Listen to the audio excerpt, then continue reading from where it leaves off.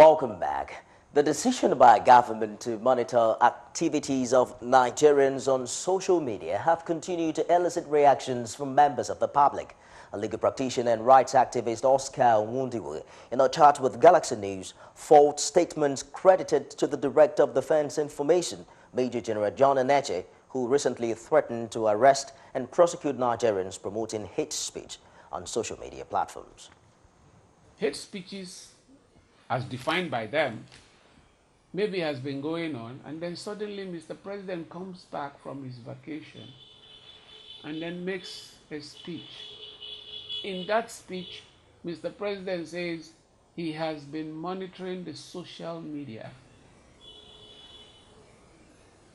The minute that happens, somebody who needs to do eye service, somebody who needs to impress Mr. President, runs to the media to say, yes, our commander-in-chief has spoken. He's been monitoring the social media and you guys have been talking rubbish. Now we are going to monitor social media and we will deal with you. That is the reason for that thing. Other than that, it is not their business whatsoever. Another legal practitioner, Bas Ahmed, who supported the move, however, expressed reservations on the rights of the military to arrest and prosecute.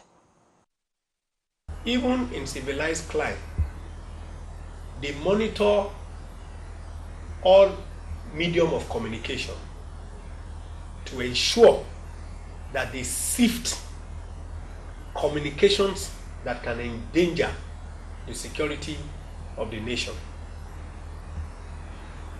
So we must understand that with every right comes a responsibility.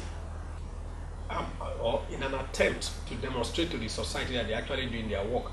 Most times what happens is this: if they are not military offenses, there are military offenses, like, you involved, or military officers involved in coup plotting and all. Those are serious military offenses. But when it comes to the arrest of civilians and not the rest of them, most times what I know they do is that they hand over such suspects to the civil authorities, including the Nigerian police, for prosecution. They challenged government to be proactive rather than reactive, noting that hate speeches are born out of frustrating and pangs suffered by Nigerians. A government that believes in prevention, when people begin to talk terribly on social media, first of all ask, why are they doing this? When you ask that question, what are you going to find at the root of it? Injustice. What happens when people feel they've been treated unjustly? Frustration steps in. These are natural feelings. After frustration, what happens? You cannot be frustrated and you're speaking like you're in love. Expect the government to be empathic, because what is happening is that Nigerians have gotten to the brink. They are tired. They do not have any sense of belonging. That's why they are clamoring. We want to go. I'm no longer interested in Nigeria. The legal practitioners recommend that rather, instead of government just enacting laws, it should prosecute those culpable in promoting hate speech according to the law.